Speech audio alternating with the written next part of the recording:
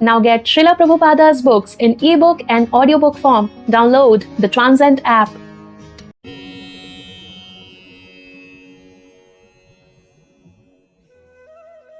Let's begin with the 15th chapter of Krishna book entitled as The Killing of Dhenukasura. In this way, Sri Krishna, along with his elder brother Balarama, passed the childhood age known as Kaumara and stepped into the age of Pauganda from the 6th year up to the 10th. At that time, all the cowherd men conferred and agreed to give those boys who had passed their 5th year charge of the cows in the pasturing ground. Given charge of the cows, Krishna and Balarama traversed Vrindavana, purifying the land with their lotus footprints. Accompanied by the cowherd boys and Balarama, Krishna brought forward the cows and played on his flute as he entered the forest of Vrindavana, which was full of flowers, vegetables, and pasturing grass.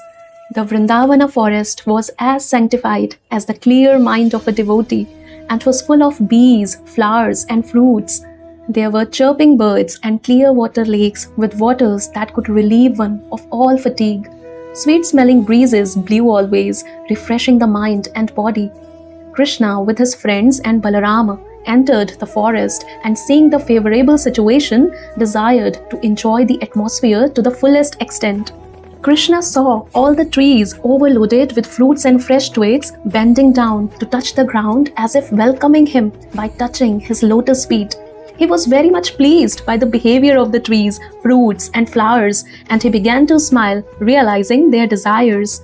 Krishna then spoke to his elder brother, Balarama, as follows: "My dear brother, you are superior to all of us, and your lotus feet are worshipped by the demigods. Just see how these trees full with fruits and flowers have bent down to worship your lotus feet. It appears that they are trying to get out of the darkness that has obliged them to accept the form of trees. Actually, the trees born in the land of Vrindavana are not ordinary living entities. Having held the impersonal point of view in their past lives, they have been put into this stationary condition of life. But now they have the opportunity of seeing you in Vrindavana, and they are praying for further advancement in spiritual life through your personal association. Generally, living entities in the mode of darkness obtain the bodies of trees. The impersonalist philosophers are in that darkness, but they eradicate it by taking full advantage of your presence. I think the drones that are buzzing around you must have been your devotees in their past lives. They cannot leave your company because no one can be a better, more affectionate master than you.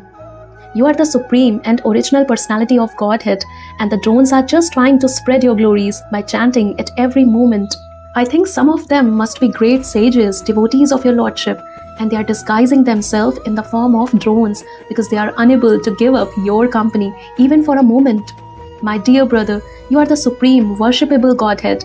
Just see how the peacocks are dancing before you in great ecstasy. The deer, whose behavior is just like that of the gopis, are welcoming you with the same affection. And the cuckoos who are residing in this forest are welcoming you with their joyful, sweet cries because they consider that your appearance in their home is so auspicious. Even though they are trees and animals, these residents of Vrindavana are glorifying you. They are prepared to welcome you to the best of their ability, as is the practice of great souls in receiving another great soul at home. As for the land, it is so pious and fortunate because the footprints of your lotus feet are marking its body. It is quite natural for these Vrindavana inhabitants to thus receive a great personality like you. The herbs, creepers, and plants are also so fortunate to touch your lotus feet. And by your touching the twigs with your fingernails, these small plants are also made glorious. As for the hills and the rivers, they too are now glorious because you are glancing at them. Above all, the damsels of Vraja, the gopis, are the most glorious because you embrace them with your strong arms, being attracted by their beauty. In this way, Lord Krishna and Balarama began to enjoy the residents of Vrindavana to their full satisfaction as they herded the calves and cows on the bank of the Yamuna. In some places, Krishna and Balarama were accompanied by their friends. The boys were singing, imitating the humming sound of the drones and accompanying Krishna and Balarama, who were garlanded with forest flowers. While walking, the boys sometimes imitated the quacking sound of the swans in the lakes, and when they saw the peacocks dancing, they imitated them before Krishna. Krishna also moved his neck, imitating the dancing and making his friends laugh. The cows taken care of by Krishna had different names, and Krishna would call them with love. After hearing Krishna calling, the cows would immediately respond by mooing, and the boys would enjoy this exchange to their heart's content. They would all imitate the sound vibrations made by the different kinds of birds, especially the chakoras, peacocks, cuckoos, and bharadwajas. Sometimes, when they would see the weaker animals fleeing out of fear of the sounds of tigers and lions, the boys, along with Krishna and Balarama, would imitate the animals and run away with them. When they felt some fatigue, they would sit down, and Balarama would put his head on the lap of one of the boys just to take rest. And Krishna would immediately come and begin massaging the legs of Balarama. And sometimes Krishna would take a palm fan and fan the body of Balarama, causing a pleasing breeze to relieve him of his fatigue. Other boys would sometimes dance or sing while Balarama took rest, and sometimes they would wrestle among themselves or jump. When the boys were thus engaged, Krishna would immediately join them, and catching their hands, he would enjoy their company and laugh and praise their activities. When Krishna would feel tired and fatigued, he would sometimes take shelter of the root of a big tree or the lap of a cowherd boy and lie down. When he would lie down with a boy or a root as his pillow, some of the boys would come and massage his legs, and some would fan his body with a fan made from leaves. Some of the more talented boys would sing in very sweet voices to please him. Thus very soon his fatigue would go away. The Supreme Personality of Godhead, Krishna, whose legs are tended by the goddess of fortune, shared himself with the cowherd boys as one of them, expanding his internal potency to appear exactly like a village boy. But despite his appearing just like a village boy, there were occasions when he proved himself to be the Supreme Personality of Godhead.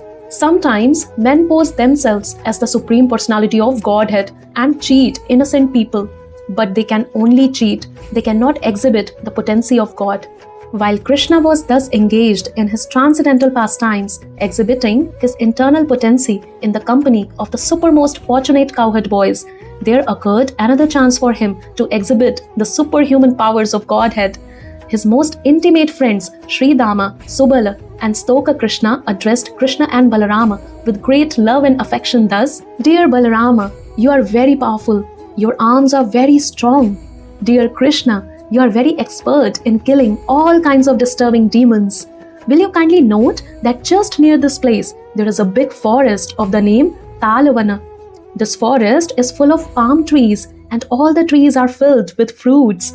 Some have fallen down and some are very ripe even in the trees. It is very nice place, but because of a great demon, Dhenukasura, it is very difficult to go there. No one can reach the trees to collect the fruits. Dear Krishna and Balarama, this demon is present there in the form of an ass, and he is surrounded by similar demon friends who have assumed the same shape. All of them are very strong, so it is very difficult to approach this place. Dear brothers, you are the only persons who can kill such demons. Other than you, no one can go there for fear of being killed. Not even animals go there, and no birds are living there. They have all left. One can only appreciate the sweet aroma that is coming from that place. It appears that up until now, no one has tasted the sweet fruits there, either on the tree or on the ground. Dear Krishna, to tell you frankly, we are very attracted by this sweet aroma. Dear Balarama, if you like, let us all go there and enjoy these fruits. The aroma of the fruits is now spread everywhere. Don't you smell it from here? When Balarama and Krishna were thus petitioned by their intimate friends, they were inclined to please them, and with smiling faces, they proceeded toward the forest, surrounded by all their friends. Immediately upon entering the Talavana, Balarama began to yank the trees with his arms, exhibiting the strength of an elephant.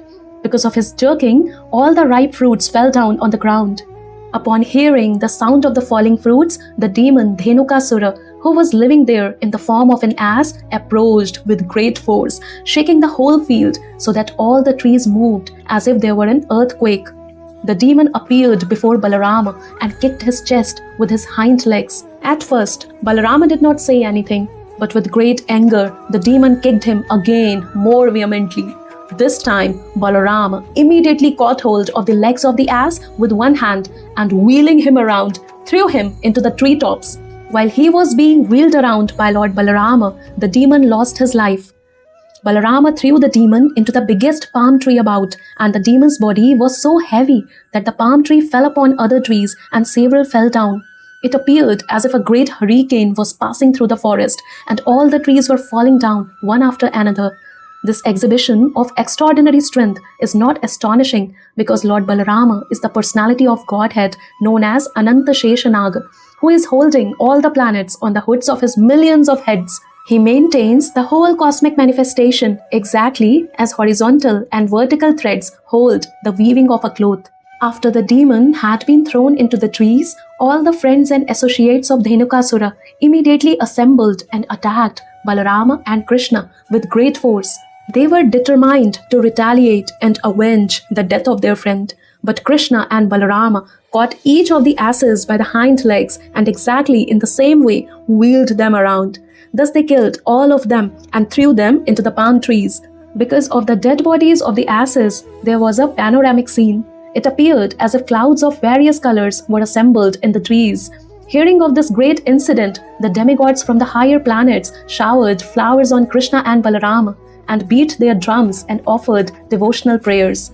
A few days after the killing of Dhenukasura, people began to come into the Talavana forest to collect the fruits, and animals began to return without fear to feed on the nice grasses growing there.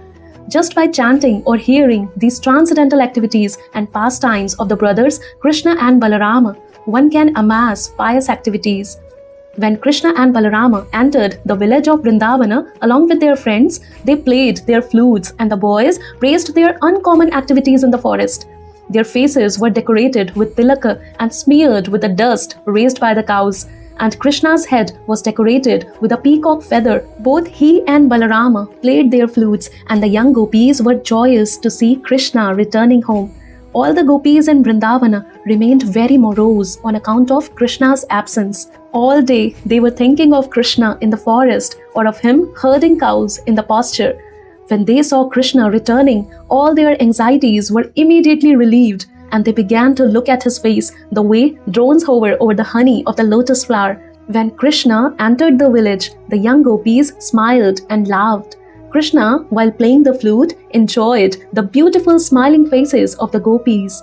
Then Krishna and Balarama were immediately received by their affectionate mothers, Yashoda and Rohini, who, according to the time's demands, began to fulfill the desires of their affectionate sons. Simultaneously, the mothers rendered service and bestowed benediction upon their transcendental sons. They took care of their children by bathing them and dressing them very nicely. Krishna was dressed in yellowish garments and Balarama was dressed in bluish garments, and they were given all sorts of ornaments and flower garlands. Being relieved of the fatigue of their day's work in the pasturing ground, they looked refreshed and very beautiful. They were given palatable dishes by their mothers and they pleasantly ate everything. After eating, they were seated nicely on clean bedding, and the mothers began to sing various songs of their activities. As soon as they lay down on the bedding, they very quickly fell fast asleep. In this way, Krishna and Balarama used to enjoy Vrindavana life as cowherd boys. Sometimes Krishna used to go with his boyfriends and Balarama, and sometimes he used to go alone with his friends to the bank of the Yamuna and tend the cows. Gradually, the summer season arrived, and one day, while in the field, the boys and cows became very thirsty and began to drink the water of the Yamuna. The river, however, had been made poisonous by the venom of the great serpent known as Kaliya. Because the water was so poisonous, the boys and cows became visibly affected immediately after drinking. They suddenly fell down on the ground, apparently dead. Then Krishna, who is the life of all that lives, simply cast his merciful glance over them, and all the boys and cows regained consciousness and began to look at one another with great astonishment. They could understand that by drinking the water of the Yamuna, they had died, and that the merciful glance of Krishna had restored their lives. Thus they appreciated the mystic power of Krishna, who is also known as Yogeshwara, the master of all mystic yogis. Thus ends the Bhakti Vedanta purport of the 15th chapter of Krishna, the killing of Dhenukasura.